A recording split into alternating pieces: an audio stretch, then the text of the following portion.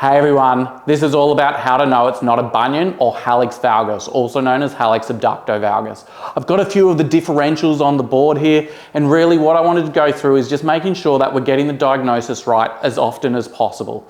Okay, of course our imaging is going to really help with this, but let's just start with Hallux Limitus. And with Hallux Limitus, we're going to find that when the patient's on our treatment bed, we're going to be able to increase that or have really good first metatarsophalangeal joint range of motion. When we get them standing, our neutral calcaneal stance position is going to show that they've got really good range of motion still. But when we put them into a resting calcaneal stance position, that's where we're not going to get any range. It's a functional limitus through the first metatarsophalangeal joint. Very diagnostic. We're not going to see any of that dorsomedial bump that we typically see with a bunion deformity.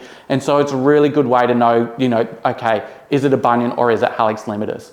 Hallux rigidus, on the other hand, there isn't going to be any of that range of motion available when you're on the treatment table. And when you try to do that resting and neutral calcaneal stance position, that's going to be quite limited there as well. On x-rays, we're going to see that it's really, quite a lot of osteophytes and potential loss of joint space. And so very telltale there. Again, it's not going to have that increased intermetatarsal angle we associate with bunion deformities.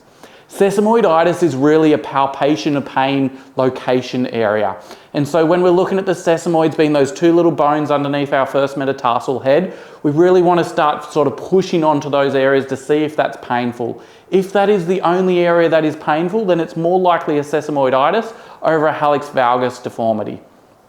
Our Joplin's neuroma is quite often seen in hallux valgus, and it's something that we'll potentially take out if there is a neuroma present when we open up that capsule and when we're doing a bunion procedure.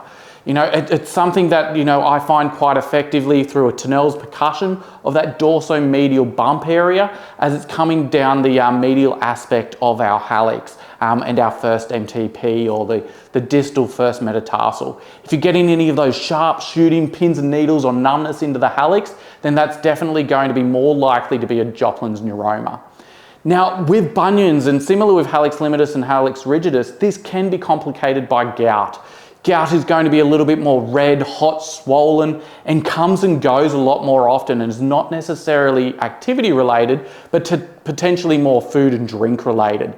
If you're seeing those signs of that red, hot, swollen and you know it's not infection, then do think about gout as a potential differential diagnosis here.